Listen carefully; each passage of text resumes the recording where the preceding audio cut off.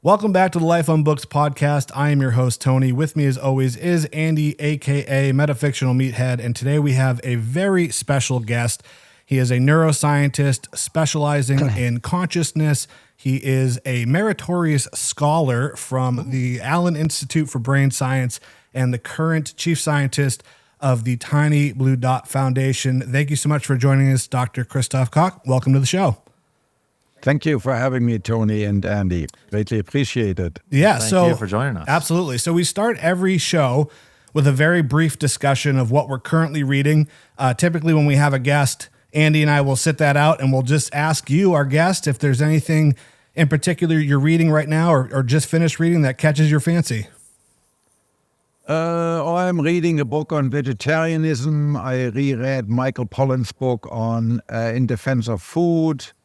I reread a book called The Schopenhauer Cure by Yalom, a Stanford psychoanalyst. It's a novel. It's a wonderful novel. So those are the books I've read over sort of the last week. Oh, geez. All right. Putting us to shame there. Any literature as of late? I noticed on your website you do book reviews, and there is quite a bit of literature featured there. Yeah, I mean, what's the latest? I mean, the Schopenhauer Cure, that's really... It's a literary, so he's trying to describe some of the key ideas of the German idealist philosopher Arthur Schopenhauer, but in the form of a novel where he has someone who stands in and sort of like an avatar of Schopenhauer coming to a group therapy, because the author is a group therapist, a professor of psychotherapy at Stanford. So he's also written another well-known book called When Nietzsche Wept, which is a novelist account of pseudo-history when Friedrich Nietzsche, another German philosopher, sort of invents what we now call today the talking cure, 10 years before Sigmund Freud does. And it's wonderful. It's this marriage of fiction with history, but always staying very true to the sources of, he actually quotes extensively from letters that Nietzsche has written, so it stays very true to his work. So that's probably what comes to mind in terms of recent sort of fiction I've read. That's so I couldn't help but notice. So I've read your new book, which is coming out next month. Then I Am Myself, the World. I have a copy here. I actually got an advanced copy. Here it is. I have one as well. Wait, how did you get this? So when you're a really big influencer like I am, you can just email pretty much any publisher and they'll send you a copy of anything you request. Wow. Okay. Yeah, it is been kind of startling to me that how just like monkeys such as ourselves just send an email and then a week later there's a book in my mailbox. Yeah. That's pretty cool. With a lot of blind trust that I'm going to do something worthwhile with it. Yeah. I actually, so let's do it. I made a post after our last email exchange, kind of making a joke out of the fact that when you had asked for a little bit of a background on us, and I made a Instagram video and I said, we're having a guest on and he's a world-renowned scientist and he was asking about my background and I had to kind of sheepishly say I'm just some guy on the internet. So we definitely appreciate you coming on. In fact, they say that you don't really understand a topic unless you can explain it to a 5-year-old. So we're going to put that theory to the test today because that's probably what it'll be like you talking to us. Metaphoric 5-year-olds over here. Yeah. So, all right. But going back to your book, and I've also read your last book, which is The Feeling of Life Itself. I noticed quite a few references in both works to literature and also philosophy, and maybe to the layperson that wouldn't seem like it fits with hardcore science, but it seems like that stuff is an important part of your work, or at least maybe a sounding board for some scientific ideas. Would you say that's true? And how common is it for people in your line of work to read diversely like that? Not very common.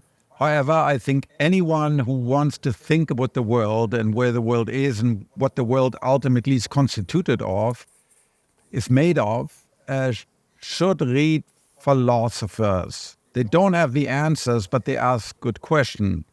Like, for instance, the question ultimately, what is the universe made out of? Well, the answer that science gives, it's atoms or quarks or strings or whatever the latest constituents are.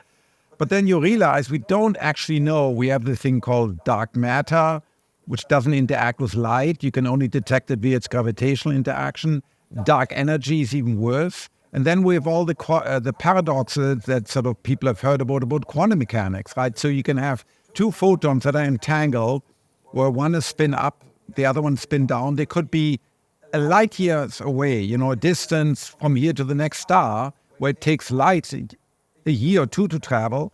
And the moment a conscious observer, looks at one of those, then suddenly that photon decides, it's up, and then instantaneous, the other one is light year away, decides it's down, because they always have to be, this or this. So that's very different from what we used to think of, certainly what the ancient Greeks thought about, atoms and reality and matter. And so then you wonder, well, what's the alternative? And of course, people have come up with many other ways to describe the world. Some people hold the world ultimately is nothing but a manifestation of the mental. This is called idealism. That ultimately everything, including you, me, and I, in this rock-hard world is mental. Now, then who is behind it? Some sort of universal mentality, and what is that? And then you also have to explain science works exceedingly well. It gives us mRNA vaccines. It gives us, power rockets. It gives us reactor. So if everything is mental, why is it that science works? Or you can be a classical dualist, like many people of faith. They're dualist. I grew up as a dualist, as a Roman Catholic. You think, well, there's a physical world, but then we're also mental entities. We have these, some people call it souls, some people call it consciousness. We have these minds, and mind is very different from matter. But then the challenge is, well, how does matter interact with mind? This goes back. This is known as the interaction problem. So each one of these different ways of understanding the world explains certain aspects, but also comes with challenges. And so particularly if you're trying to push the limits, like consciousness, which is still considered a very far-out topic for scientists to investigate, then you really have to be familiar with these very different ways of understanding what the world may be, because it may not be explainable using conventional, what's called conventional science. It may not be. That's a perfect segue into kind of how I wanted to maybe give our audience a little bit more of a background on you. So, your primary area of study is consciousness. It's two questions. First is, how would you define it? I know you cover that in the book, but for our listeners, how do you define consciousness? And one thing that really stood out to me is you kind of said that in science, consciousness is almost seen as like a little bit of a taboo subject. And I think the line from your new book is like, go do some research that's going to get you your Nobel Prize, and then you can go play in the sandbox with your crazy consciousness stuff. So how would you define consciousness, and why is it viewed that way in the scientific community? So consciousness is just simply any experience, anything. Right now, I see a picture of the two of you in your house. I see you. It's not just I don't respond to you like an LLM, right? If I had a large language model, I can show the picture, and the picture would say two men in a log cabin with granite and lights in the background, etc. But that's different. I also, unlike an LLM, actually have a picture in my head, right? But I can assure you, I've done brain surgery. In the brain, it's totally dark. There are no lights. There's no movie show inside the brain. But somehow the brain gives, there are these images. I can hear your voices in my head. I can have pain. I can have pleasures. When I read tonight, all of us are going to go back to bed. We'll fall asleep, which means consciousness will disappear for 1 or 2 hours. There will be no one home. You are literally not there for yourself. But then you have these wonderful experiences. You fly, you meet long lost or long dead, lovers, friends, pets, etc. And then, you go away again, and then you finally wake up, and there again is a new day, and you have conscious experiences. So it's the central aspect of our life. And even if I'm a physicist by training, Well, a physicist, in order to take a measurement, has to look at a scale, has to look at an oscilloscope, or has to look at a voltmeter. So even as a physicist, the only thing you have direct access to is what you see, what you hear, what you feel, what you touch. And everything else, the fact that there are atoms and stars and viruses and black holes and, dogs and whatnot, all of that was so-called an inference. I infer because I don't have direct access to that.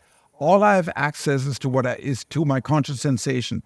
And so therefore, when I first started getting interested in this subject more than a third of a century ago, I was sort of taken back by the fact that scientists says, oh, no, this is woo-woo. No, you can't do that. Either that's philosophy, or that's mystics, or that's religious people, or maybe once you got your Nobel Prize and you retire, then you can take it up.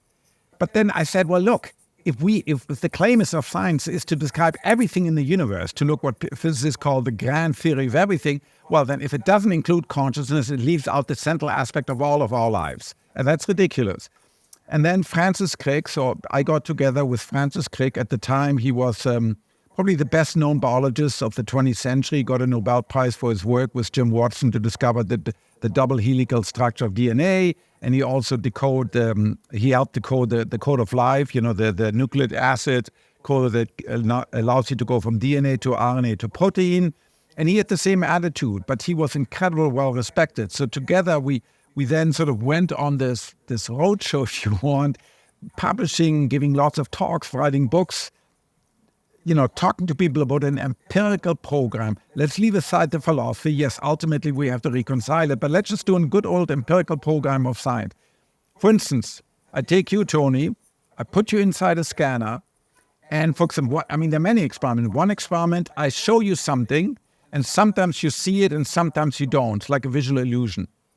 Well, now I can track pieces of the brain that are only active when you see it. So, for example, your eye will always receive the photon that glance off the photo. But your brain sometimes will see it or sometimes will not. Which parts of the brain are really directly correlating to what you see? And then if you dream about this image, they should also be active. And then if I go in with a microelectrode, like doing neurosurgery, and stimulate that part of the brain, which sometimes happens, neurosurgeons have to do this to map out which part of the brain they're going to remove due to, let's say, a seizure or a tumor, then you should also have that experience. And so there are very empirical ways that people have come up, and now it's a big thing. People study what's called the neuronal correlates of consciousness. Which bits and pieces of consciousness of the brain, the most complex piece of highly active matter in the universe, by far the most complex piece of highly active matter that humanity has come across. How does it relate to consciousness of pain or pleasure? So people typically study seeing, hearing, or pain, or touching. Those are sort of it doesn't include all the vast varieties of conscious experience, but those are the ones that are most easily studied in the lab or in the clinic. Yeah, so I think you do a great job in both books, really, of simplifying the science as much as you can for people like us to understand. And what really stood out to me was the fact that you kind of put it into this context of, we might not have all the puzzle pieces right now, but eventually we will have, some tactile measurement of consciousness, which is, I believe, what the Tiny Blue Dot Foundation is focusing on. And that has a lot of implications for medical decisions and stuff. And I don't want to touch on that just yet, but really briefly, can you walk us through just like a very simple overview of some of the maybe competing theories, the prominent competing theories of consciousness, as you said, it is maybe coming a little bit more into focus in the scientific community. Yeah, so there runs a major fault line through the field, and it's really based on a metaphysical assumption. Now, what's a metaphysical assumption, and who has them? Well, some scientists think metaphysical assumptions are dirty. You shouldn't have them. Only those people over there have them, or those people. I don't have. Because facts, after all, are just facts, right? Facts don't require any metaphysical assumption. Well, it's baloney. What do you accept as fact? For instance, do you believe that someone tells you, I love you, that they actually have a conscious experience of love? Or do you think they're just an automata and just like ChatGPT or Siri says, I love you, but there isn't really anyone there to totally love you. So for instance, if COVID-19 has taught us anything, it's what people accept as facts. With all the debate about the origin and the lab leak and all of that was highly dependent on their political position. Where they were on the spectrum, you could predict what they would accept as fact or not. So there are no ideology-free, there are no metaphysical-free facts. Everyone makes assumptions. Most of them are unspoken. Okay, so if you look at that, the assumption that people make, there's really a fundamental divide. On the one hand, are what's called, the technical term is Turing functionalism, computational functionalism, or just functionalism in philosophy, which essentially says, if I mimic the function of something, if I reproduce the function of something in all details, then I've essentially explained whatever that is. So let's take the Turing test, right? The Turing test is a classical test invented by the mathematician and logicians, the father of computers, Alan Turing, who said, well, I don't really know how to define intelligence, but I can have this practical test. I put you in another room and you interact with this entity, and then, you interact with it. Today it would be Siri or an LLM. And if after half an hour you can't say, well, is this an intelligent person or not, then at least it passes the test for intelligence. So intelligence is a function, the function, the ability to rapidly orient yourself, to learn from new things and to draw conclusions and inferences. That's a function. So now, does consciousness have a function? That's still very controversial. But people believe that once you explain all the function, if consciousness has one or more function, once you've explained those functions let's say in a computer, then of course this computer, this entity will be conscious. Because we've gotten rid of all woo-woo stuff like soul, so therefore there can't be anything else. Okay, so that's one view. That's a dominant view. So they for example, they claim that the function of consciousness is to tie a lot of disparate individual information processors together in the brain. Local processing deals with sound and sights and memory, and put them all together in the so-called blackboard architecture, and then to broadcast that information to the rest of the brain. And in this making this information global available, that's what consciousness is. So if you have a computer that does the same thing, then this computer will be conscious. So that's functionalist. So just to pause right there for a moment, there's kind of this idea that at some point we'll be able to download our consciousness onto a hard drive, right? Like when our physical bodies wear out, we can theoretically at some point we'll be able to download onto a hard drive, plug it into a new body, and voila, we can continue living. Is that kind of what that theory says? It implies that in principle, once you reconstitute your brain at the relevant level of detail, which is it molecular, is it synaptic, is it neuron, we don't know. But in principle, yes, that if I reconstitute your brain on a sufficiently advanced computer, then this computer simulation will wake up and say, hi, I'm Tony. I have all of Tony's memory. And then the belief is that this machine will actually feel Tony and being always identical to Tony. It doesn't have Tony's body, but it has Tony's mind, and everything that matters is associated with Tony. That's the belief of so-called mind uploading. So it begs the question, what makes me and what makes you then, right? So the claim is it's all about computation. So a different way of viewing it is that computation is all. And ultimately what your consciousness is just a particular type of computation that we haven't quite fully figured out. But once we understand that computation, then it's just, so that's why it's called Turing functionally. And then I can just replicate it on any computer, that's Turing universal, on any big computer. And then that's it, end of story. This computer will be you. And I can make 10,000 copies, like, Tony 1.0 and 1.11. I update them with little, updates, and then there'll be hundreds or thousands of different Tonys in the world that will all feel and be conscious. Okay, so that's one view. And of course, many people want to have that view because, no one wants to die. We all want to believe we can, be resurrected in some eschaton in the future. In this case, in in the cloud.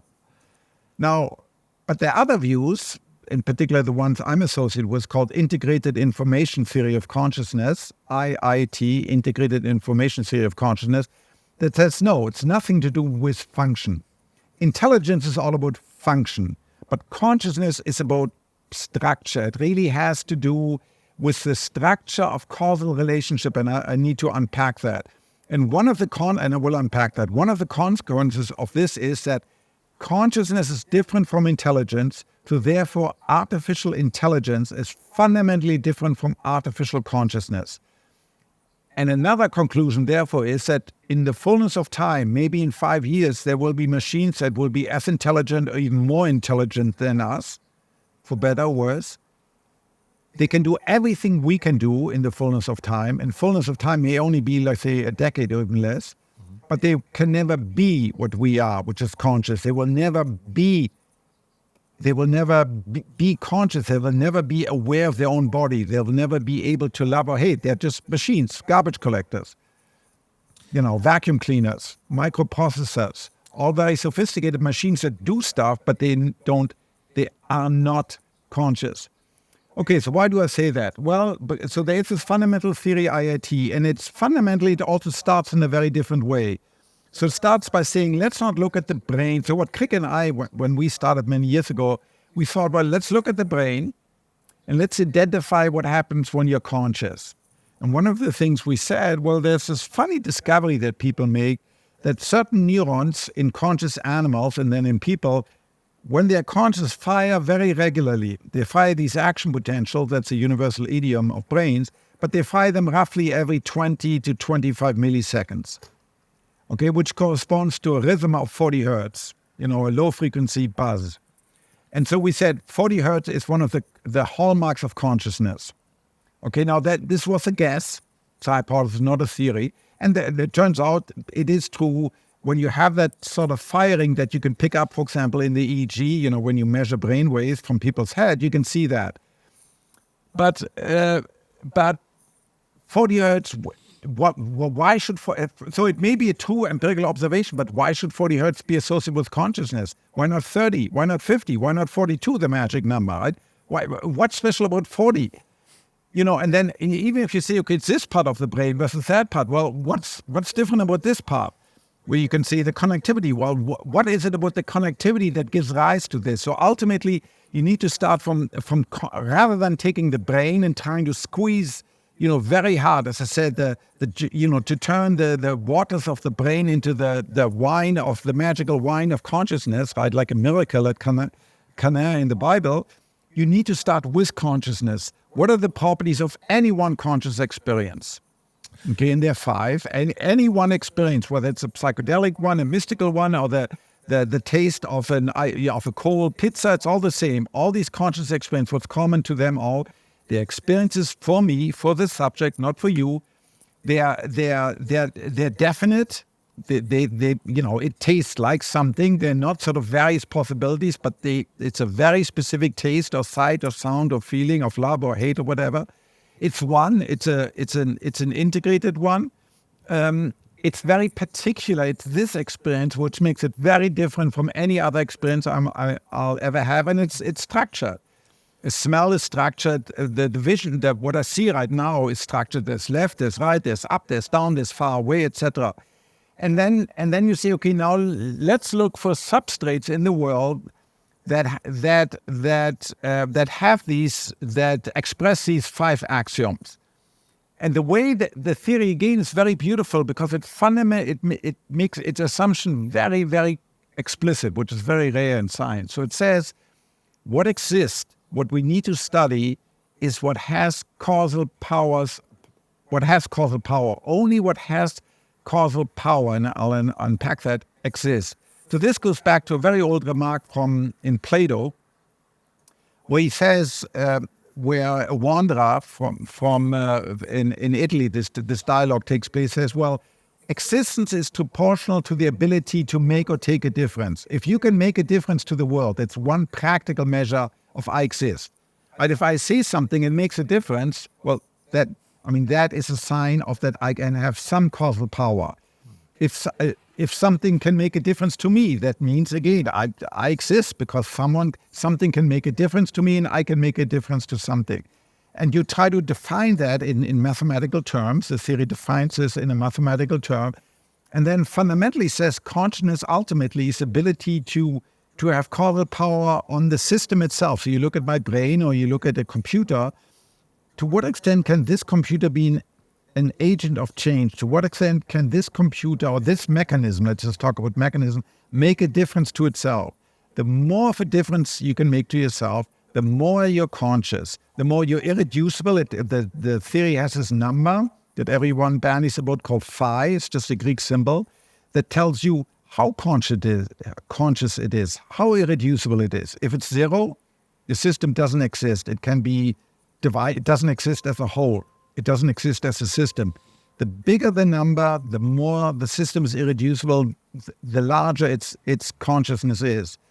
And it also defines, by looking at these internal causal powers, what any experience feels like. And it makes this radical claim that ultimately the feeling of love or the feeling of space or the feeling of being on magic mushrooms or having a mystical experience is ultimately internal causal power upon itself.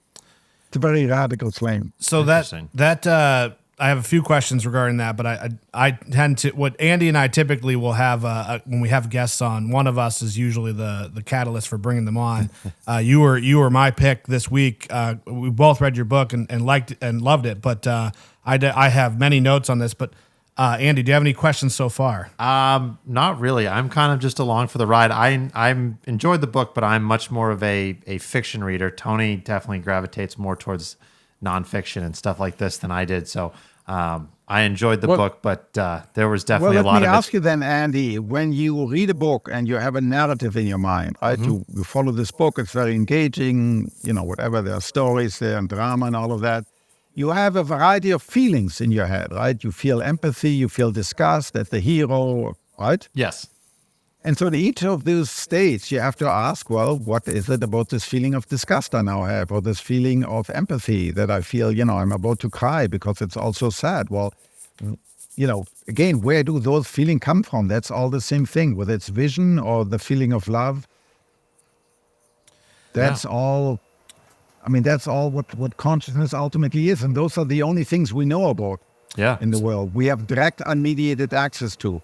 So you talked about how with integrated information theory, there's a belief that that there's a substrate, essentially, a physical element or property that where consciousness exists. I was actually a little surprised in reading your new book that we actually don't really know exactly where in the brain consciousness is hiding. And I had a debate with my brother, who's actually he's an engineer, so he's the science guy in my family. And I was telling him about the book, and I think he kind of subscribes to the belief that maybe we didn't, organisms did not have consciousness, and it's a product of evolution of the brain just becoming complex enough to have these experiences. But you kind of argue against that and believe that it's perhaps a fundamental property. And so I wanted to ask you a question, and I apologize if I'm kind of butchering the idea, but no, it's a very good question. Yeah. So the way I kind of understood it was simpler organisms have the potential for consciousness. They maybe just don't have the diverse array of sensors to intake information from the outside world that we do. Is that kind of on track? Yeah, that simpler creatures, like take a very, so I used to study flies and bees, but they're already by vastly complex. So take a bee, it's 1 million neurons, nerve cells. We have roughly 100,000 times more. We have roughly 100 billion neurons compared to bee. The cells, the neurons themselves aren't that different. Yeah, there's some specialization partly because the thing has to fly, right? You and I don't have to fly. So there's enormous evolutionary pressure to keep everything to a small mass. But it has already a very sophisticated array of sensors. It has, in fact, it can sense polarized light. We can't do that. It doesn't have a very highly developed sort of central cerebrum like we have. So yes, there's no evidence that it knows about the weekend or that it has self-reflection, right? Self-reflection typically happens in us, not even in babies, right? Or young kids, or even teenagers, particular boys, they may have. Well, you ask them, why did you just do that stupid thing? Well, they just say, I don't know, it just popped into my mind. So even, self-reflection, self-awareness is even us, it continuously to be refined. So yes, the hypothesis a bee is conscious, but much less. So it may be conscious of drinking the sweet nectar, of being satiated, of being sort of if it flies there, come back from the nectar, getting some nectar, flying in the sun, which is warm, and then returning to its hive, it probably may well feel like positive, like good, like happy. I'm doing my mission, as it were. Right? My mission, my thing is to bring back pollen to the hive, and I'm doing that. It doesn't have this self-reflectance. Do you guys have dogs or cats? Yeah, I have 2 dogs. Okay, well, so, I love dogs. Dogs are a beautiful example of consciousness, but the dog doesn't worry about the weekend, right? Or the dog doesn't worry about the stock market. It's just not capable of that, but it's perfectly capable to be affectionate, to love, to growl, to hate, to be afraid. So yes, as organisms become simpler and simpler, if you look at a medusa, just swimming in the water, well, it has some simple, if you touch any of its filaments, it immediately moves away. So it certainly has sensitivity and receptivity. So at this point, we simply don't know. But I think more likely than not, all these creatures may well feel like something, that there isn't a magical threshold. Because if you have a magical threshold where you say, well, you need at least 42 neurons, well, then you have to explain why 42? What, at 41 neurons you don't feel, and suddenly at 42 you feel something? That seems odd. So isn't it much more likely, just like with anything else in physics, it's all a continuum from being very, very, very little aware, just, maybe just there's something there versus there's nothing there, versus, a highly intelligent, educated, awake adult that can think about the beginning and the end of time in the universe. So I guess the next question would be, once we figure out what the substrate is, then maybe we can go about checking all these other organisms to see if they have it. Is that correct? Yes. So so yes and no. So if we let's forget about the theory. Some people say, yes, we need to understand consciousness in the brain, partly for clinical reasons. Mm-hmm. But I don't believe in theories, okay? So let's take that point of view. Sure. Yes, we do need to find, at least in the human brain, because ultimately the only way we can test this is in you and I, because right now the only creatures that certainly are conscious are us, at least normal, humans with a normal developed brain. And so, yes, you need to identify which pieces of brain, but then if you it's easy to go from a human to a dog to a mouse. It's easy for us as biologists because if I give you a little bit of mouse brain or dog brain or human brain, no one but an expert armed with a microscope can tell the difference. I mean, the stuff is all the same. We have more brain, but then, of course, there are orcas and blue whales or elephants that have even bigger brains than ours. It's very similar, but then if you go farther away, like you go to a bee, it has a very different brain. If you go to an octopus, it has sort of like 9 brains, right? Each of the individual brains has a bunch of 100 million neurons, and there's a central brain. So does it have 9 brains? Does it have 9 minds? So it gets very difficult. And then if you go to let's say, organoids, right? People can now build brains in a dish, right? Partly they do that in the hope that ultimately if I can build a kidney or I can build a heart, I can build a lens or I can build part of your brain, then if you lose it due to disease or gunshot or tumor, I can put it back in you, right?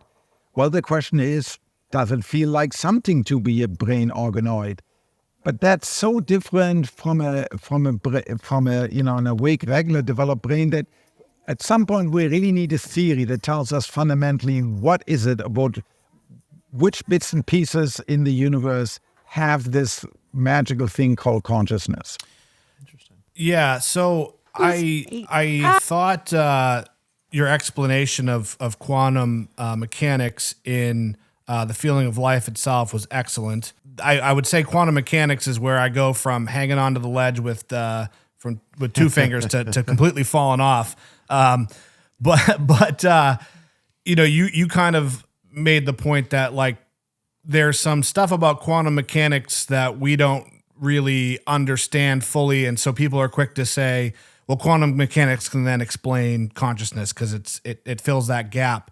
In your estimation, what will it actually look like in a tactile sense to finally put the consciousness question to bed, to fully understand it? What does that look like practically speaking? You mean with respect to quantum mechanics or just in general? I think, yeah, I guess maybe a way to rephrase that is, people like to just throw quantum mechanics at it and just say that explains it. We don't have to worry about it. That kind of will fill in the blanks. But in practice, for the scientific community and the world as a whole to say we understand consciousness, what does that actually look like in real life? What is it we think we understand? Well, for example, we think we understand how mRNA vaccines work, right? So if we can take something and bend it to our own aims, like brain-machine interfaces, like what Elon Musk is doing in Neuralink, and reliable reproduce or do something in the world that makes a difference, that's actually not just based on random tinkering, but really designed. I mean, the mRNA was designed, right? People knew exactly what they wanted. This wasn't just a random accident. So once we can do that with consciousness, we can reliably manipulate it in you and I in reliable, reproducible ways. And then I think we can begin to say, yeah, we're really beginning to understand this subject. We have these theories, we can make a prediction, and we can, for example, tell you, yes, quantum mechanics is critical, or which specific element of quantum mechanics is involved, that we have a good explanation why it does what it does, and then most importantly, we can test it. And right now, so for example, if you look at quantum computers, so quantum computers is a beautiful example. Born out of a pure theoretical consideration in the late 1980s, that, or even a little bit earlier, that this could be, if you want to do a special type of computation, you could exploit the quantum mechanical properties, particularly entanglement and superposition, to build ultra-fast computers. And then it took 30 years of basic research, and now we have places like Google or IBM that have built the first very primitive quantum computers. Now, they operate at 26 millikelvin. That is 100 times colder than outer space. That's 10,000 times more colder than room temperature. And so that's one problem for the brain. The brain is wet and the brain is warm by standards of quantum mechanics. It's a warm system.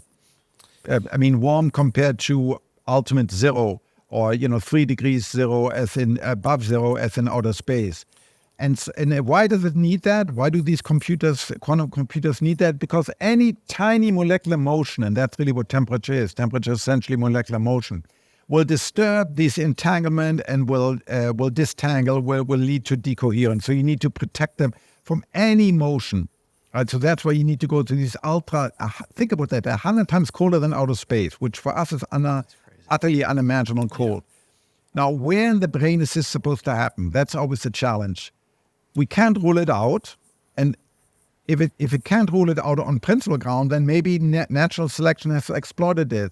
But right now, there's just no good empirical evidence that quantum mechanics is necessary to understand the brain. But I'm very interested in this question. In fact, I'm participating in some experiments to try to test this. But if I were a betting man, I would say it's, 1 to 100 that this is true. But it's an interesting idea to exploit. And the great thing about science is, if you ask the right question to nature, you get an answer. And whether you are here or in China or in Russia or in whatever else on the planet, if you do the right experiment, you should get the same answer. That's the great thing about science. Finally, it works. One thing that I was really impressed by was that you spoke about your friend and mentor, Francis Crick, and that he basically was working on these problems right up until the day he passed away.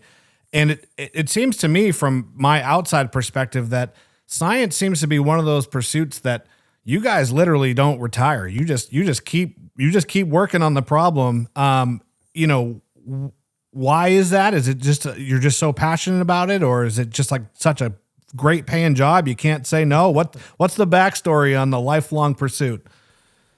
It's your passion. I don't do this to make well, I mean, like everyone, I need to pay my bills, but because it's what fills my life every day with passion and with energy and with zest. I want to understand ultimately everything, at least the principle outlined of why we're here, what we're doing, and what is the nature of it's just this inner drive. I need to know. I need to understand. It's always been there, this need, this urge to really understand everything, in particular, the relationship between matter and mind, and what comes first. Mind comes out of matter, or matter comes out of mind. And, if people pay me for that, wow, that's awesome. I can pursue this thing while having a job. And of course, once again, technically, the daughter of science, that ultimately this will have translational benefits, for instance, for detecting consciousness in patients. So ultimately, this knowledge pays off in tools and methods to help people, detect consciousness in the clinic, or help them, when people are aggravated by generalized anxiety or depression, etc. Right, so it's not just like art that you do it because people enjoy it. You can do that, but it also has clear payoff. And as a country, we've agreed over the last 100 years, we continue to be the sort of the leader because we put a lot of money and investment into basic research. Because ultimately, we believe that 10, 20, 30 years down that'll turn into devices that'll better all of our lives. Yeah, totally. That's a great segue into my next question, which is, and I know this is not your exact area of focus, but what are some of the implications for understanding consciousness in terms of mental health? Because that's obviously a very hot topic right now. We're learning that things like social media are having a extremely negative impact on mental health, particularly with younger generations. And I listened to an interview with a doctor and I believe psychologist. I wish I could recall his name at the moment, but he said that with mental health, we have these medical professionals who are essentially specializing in the brain, but they're one of the only types of doctors that don't actually look at the brain when they diagnose some of these conditions like anxiety or depression. What are some of the maybe positive benefits that your research can have on just like regular everyday people and their mental health? And do you agree with that sentiment that we can look at the brain and maybe at some point in the future diagnose conditions just looking at imagery of the brain through like MRI?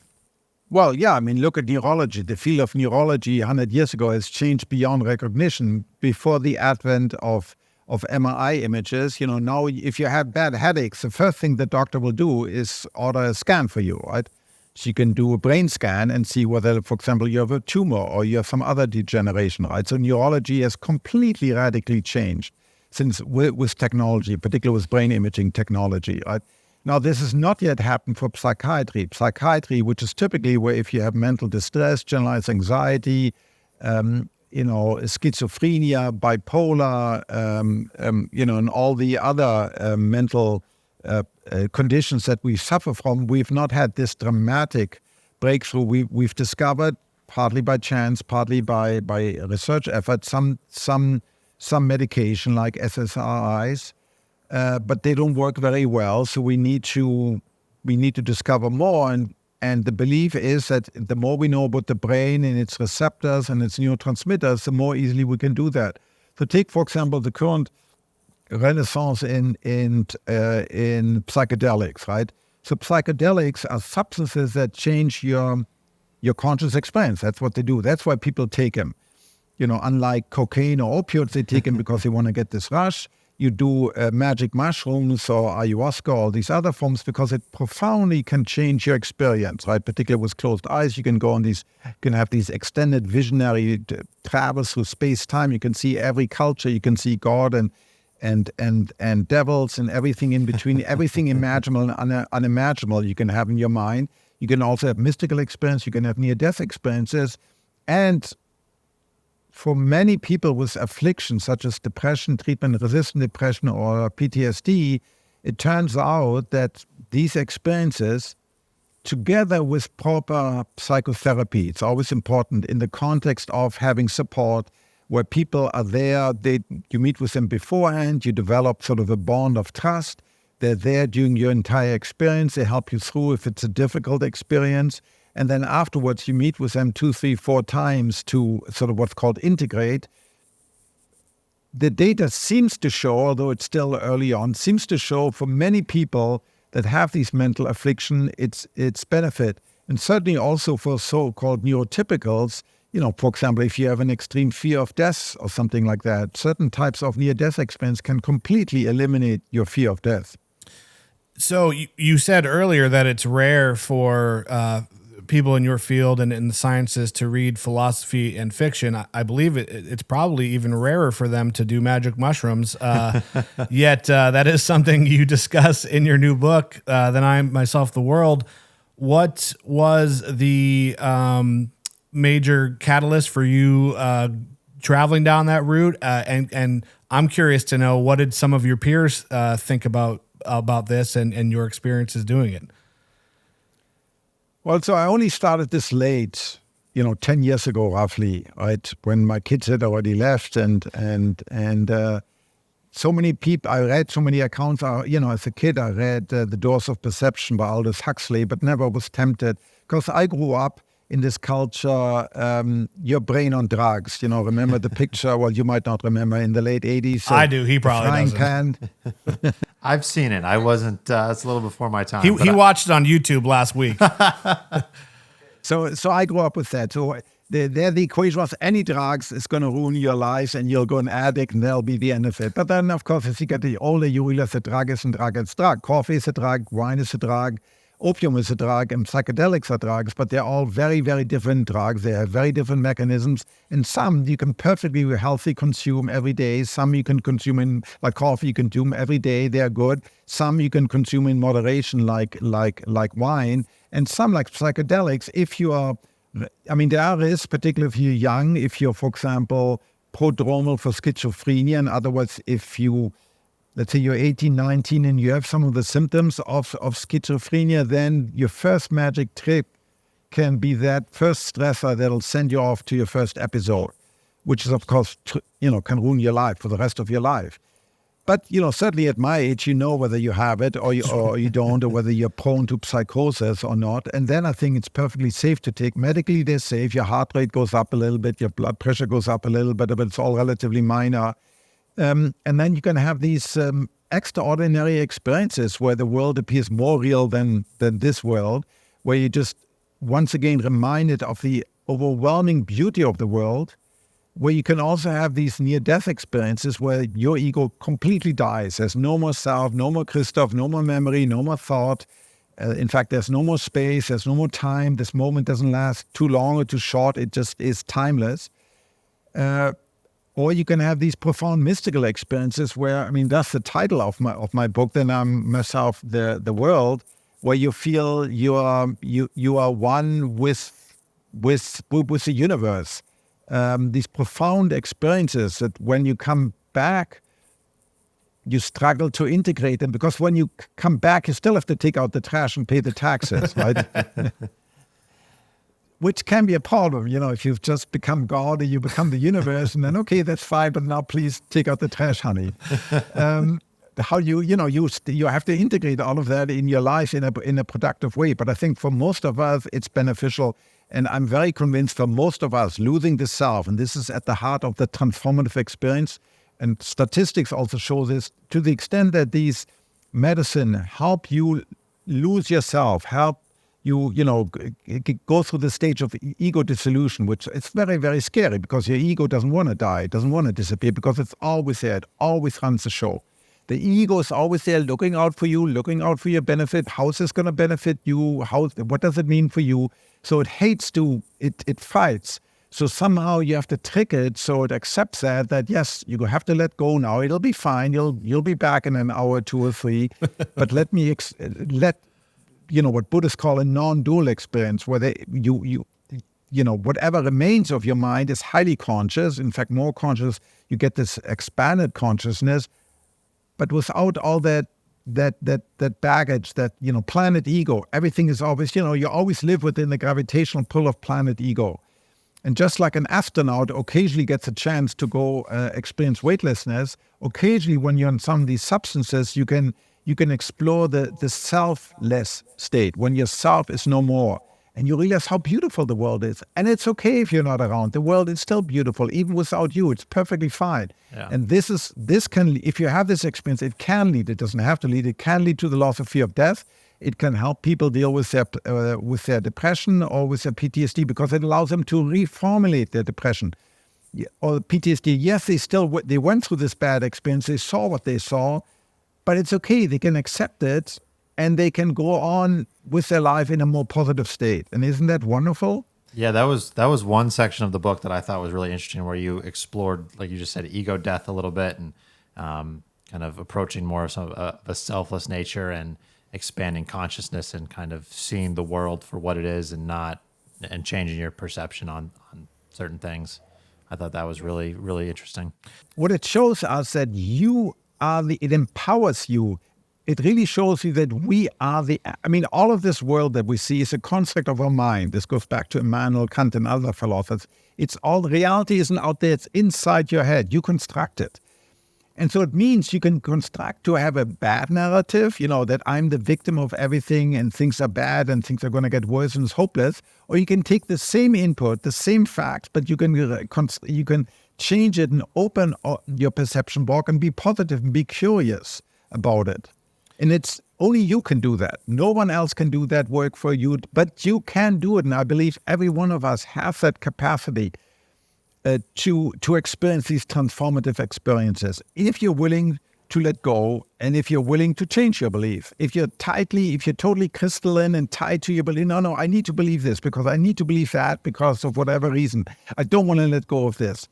Yes, then it may not help you. Yeah. One of my favorite authors is David Foster Wallace, and especially in his later body of work, he's kind of started to explore the idea of consciousness from a fictional perspective and kind of try to create characters that would allow him to get deeper and discuss those ideas and things like that. And one of the things that he always tied to it that I think kind of can go back to that idea of ego death and the expanded consciousness is choosing what to pay attention to. And that was, again, something that I recently finished one of his books, and that was something that kind of made me think of some of the stuff that I just read in your book, as well as that idea of choosing what you pay attention to and being aware of the world and kind of expanding your consciousness. Which book of his? Oblivion. Yeah, it's a collection of short stories. And there's one particular short story in there that deals with this topic? They all kind of deal with that topic to some degree, but... Yeah, exactly. What do you choose? So if you're highly anxious, you learn to constantly pay attention to trigger symbol, right? That's what you learn, whether you want it or not. Now you're constantly triggered because there are all these warning signals. But I think you can learn, either in therapy or maybe under psychedelics, you can learn to disregard those and focus on the positive system, that things are okay, that things aren't nearly as bad and aren't nearly as dangerous. But it's a mindset, right? You have to want to do that. Right. So how did some of your peers in the scientific community respond when they found out that you had tried some of this stuff, or have they read it and given you any feedback? Yeah, mostly things have changed over the last 10 years, right? I mean, partly because of Michael Pollan's book, or, the Netflix series, all this talk about psychedelics. In fact, now we're having the opposite effect, that people are so ready to believe in the sheer magical property of magic mushrooms that there is concern now in the medical, and I think a legitimate concern, of so-called placebo effect, the expectancy effect, right?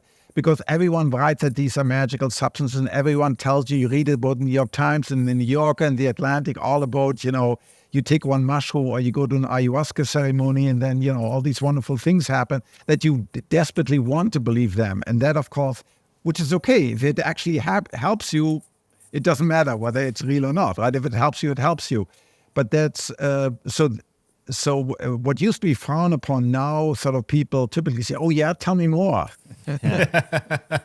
I've seen a lot of things of people talking about microdosing, like taking just like the little tiniest amount and then going to the office and working on spreadsheets and just, it just seems, I wouldn't say, and not convoluted, but kind of funny to me when you hear about someone taking a psychedelic, whatever variety, like you were talking about earlier, kind of almost like an astronaut. You have this bird's eye view of the world and you have this mystical experience, things like that. It's so different from the idea of someone taking a pill with the little tiniest dose and then just going to work and going about their day. Yeah, so most of the evidence I've seen, so by definition, microdose means you have no direct effect on your psyche, right? You don't feel it or hear it. Otherwise, it wouldn't be a microdose anymore. And I'm skeptical there's anything there except the expectancy. If you believe you're more creative, you might, in fact, it may well work for you and you're more creative. And so who am I to argue with that? That's why we need, randomized controlled trials with blind. Yes. Yeah, and that's one of the unfortunate things is that because it was so taboo that there wasn't research being done on these things for a long time. You had mentioned that the perspective on them has changed in the last 10 years.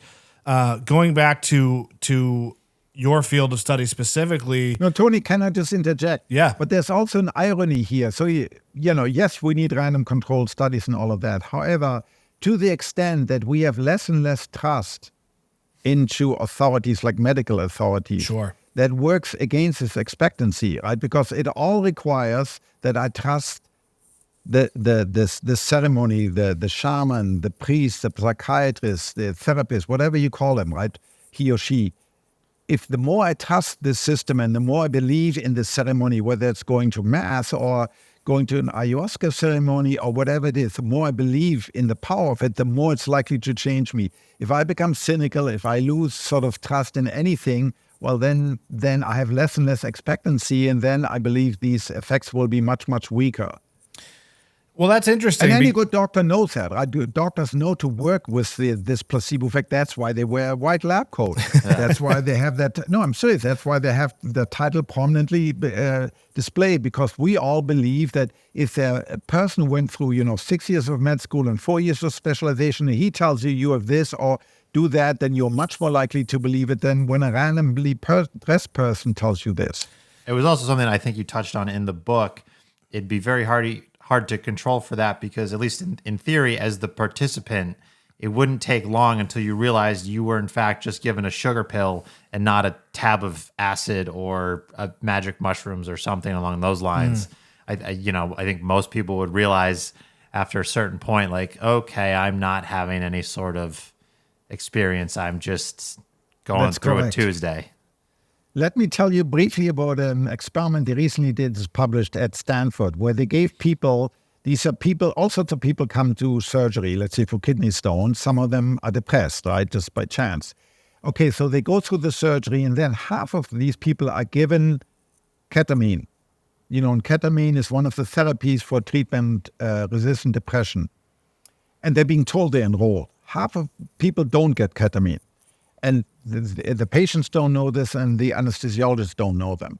And then they study them afterwards. And it turns out, in this case, the ketamine works, although they weren't conscious of the experience because they got it during the anesthesia. And the time course particular measured the next 7 days after the operation, they have significantly fewer symptoms of being depressed.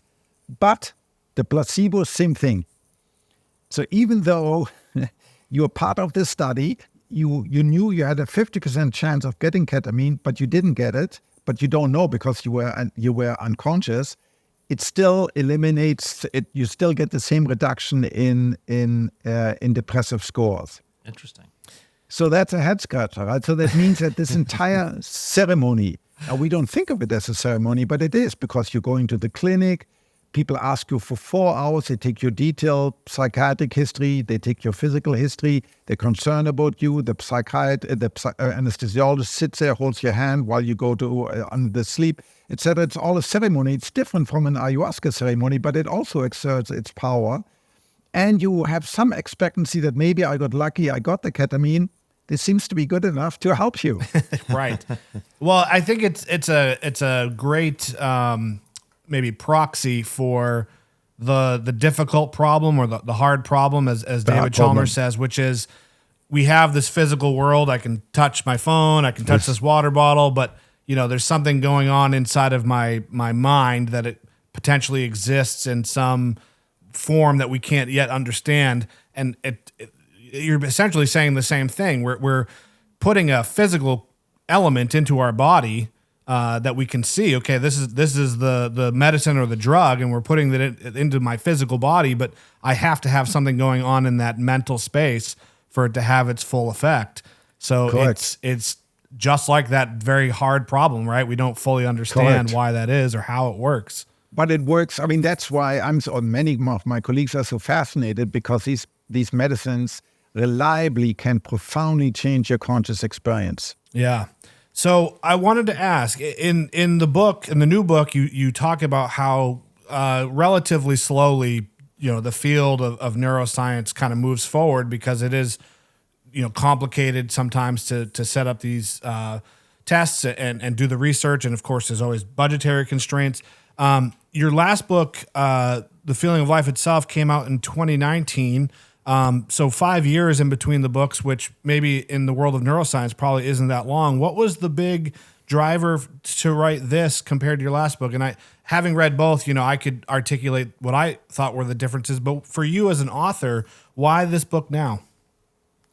Well, at some mundane level, lots of things have happened. There was this big adversarial collaboration. I publicly had to admit that I lost my bet against the philosopher Dave Chalmers on stage, was in the New York Times and all of that. But the real reason, well, two things happened. In the early days of the pandemic, I had a near-death experience, which profoundly affected me. And that's how I opened the book, right? I start off here. Within seconds, my entire field of view became engulfed by dark, swirling smoke. The space around me fractured into 1,000 hexagons and shattered. The speed with which this happened left no time to regret the situation I'd got myself into. As I was sucked into a black hole, my last thought was that with the dying of the light, I too would die, and I did. And then I go on to describe more. And this profoundly affected me. And, there isn't a single day where I don't think about this experience. It's now been 4 years. And then, of course, we all had this, many of us who were privileged enough could work remotely from home. So I had all this time to think about this experience. And so that's how I started the book with that as experience. What does this tell us about consciousness? What does it tell us about matter and mind and the relationship between the two? Yeah, I enjoyed both books, but I felt like The Feeling of Life Itself was a little bit more of a straightforward, kind of here's getting you up to speed on the science. Although you again did a really good job of kind of breaking it down for non-scientists like myself. Where Then I Am Myself, the World felt a little bit more reflective, which I really enjoyed. So I do want to talk about, before we let you go, I do want to talk about your work with the Tiny Blue Dot Foundation. And this is something that when I was reading about it in the book, it was very obvious, the concepts you were talking about, where, if someone's in a coma, for example, they could be conscious, they just don't have any way to signal it to us. And when you put it on paper, you're like, yeah, that makes total sense. But as, I go about my day-to-day life, that's not something I'm typically thinking about, right? So to hear, to read you talk about it, you really start to realize how important that work is. So I guess maybe just tell us a little bit about what are some of the big implications for you for this research, and how will it affect everyday people, when they face these situations? So that really two separate arms, or two separate questions, two very different applications. One is, I walk out of the studio and run into a car, okay? TBI, I'm unconscious. I get into the ICU, they put me on a ventilator, I'm clearly alive, my chest goes up and down. then, my loved ones come and, and the doctor, they ask me, Christof, are you there? If you hear us, can you move your eyes? Can you move your finger? Can you do anything? No response. You wait 2, 3, 4 days for the brain swelling to go down, etc. No response, okay? So you may be in coma, okay? Or you may be in what used to be called vegetative state, now called behavioral unresponsive, where for 2, 3 hours my eyes are open. I just lie there. Occasionally I make, these sort of undifferentiated body movement. But again, you ask me, can you hear me? Can you do anything, move anything? So here I am 5 days in, I'm still not responsive. Then in the US, in 80% of the cases, after discussion between the medical team and the loved one, they decide on, they ask you, is this what Christof would have wanted? We don't know whether he's conscious, probably not. So should we pull the plug? And 80% they pull the plug, they withdraw life-critical care. Now we know from other indication that 20% of these patients are actually conscious. Wow. And so we need a conscious meter. Surprisingly, to many people, we don't have a reliable tool in the clinic under these conditions, let's say in the ICU, to determine, is this patient right now in front of me, are they conscious or not? So that's number one.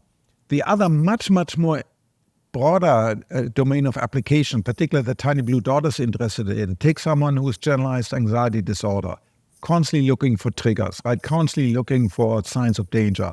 Or somebody who has had really a bad experience and now is always closed, always afraid, always concerned about the future, the environmental, climate change, political polarization, only sees negative things, right? How can you help them to view the world, to realize that they're an agent of change? They can control their own narrative. So this takes what I would call consciousness modification techniques that enable you to see, yes, we live inside this perception box of our own construction. The reality that I experience, my perception box, is a product of my brain and my mind.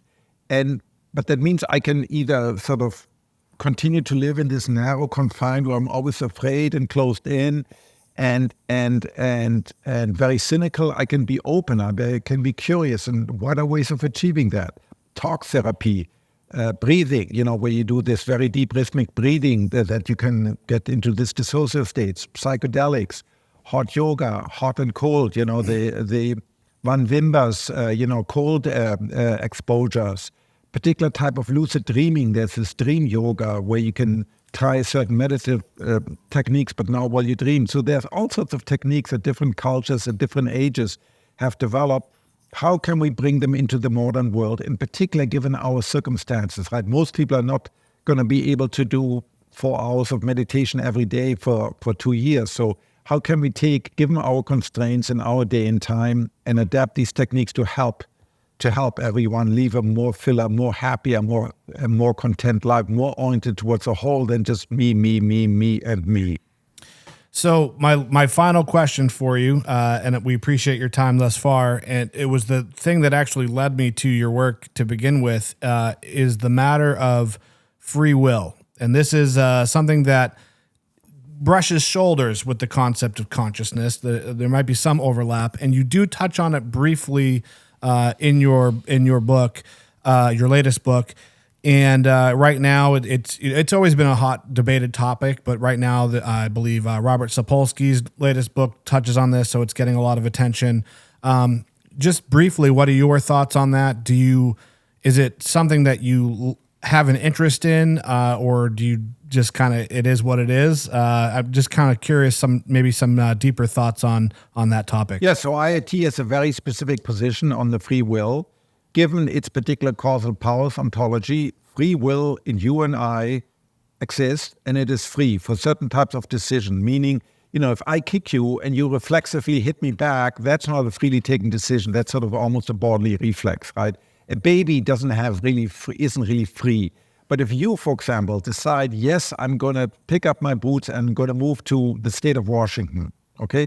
You think about the pros and the cons and everything that's implied, and then you freely decide, no, I'm actually going to stay put. That is a freely taken decision. It doesn't emerge from your body. It's not a compatibilist. It is your consciousness makes this decision, and then the neurons act out according to your will. So in that sense, it's a classical free will, how most wisdom traditions, whether that's Christianity in the West or Muslim or Jews or in the East, have conceived of free wills. None of this modern, there is no free will and you're just your neurons and and you're just along for your ride. No, your mind exists for itself and only your mind exists for itself. Your neurons in that sense don't exist for themselves, and only you can be the actor and the who can freely will something. But that doesn't mean it happens all the time. Many things, many things, and of course I can't do everything. I can't suddenly will myself to fly, right? It's only within the realm of the possibility. When I really think about them consciously, I make a free decision. Yes, I am free. Whoop. Again, there it goes. Happens all the time. When I want to make this point, my left arm shoots up. It really makes this point that, yes, it's free, that I'm free to make this choice to raise my left arm or my right arm. What I thought was so eloquent, and this is kind of how you close out the book, and you talk about how there's a potential for movement. You can see the neurons kind of getting ready for movement before we think about it, but you explain it as correlation does not equal causation, in that, just because our brain might be responding to something in preparation for potential movement, we still have to, it's more of a predictive rather than a causation. Yes, and we teach all of our students that. We always say correlation isn't causation. Yet then somehow the philosophers sort of convinced us to cancel free will and gaslight into believing that we don't have free will.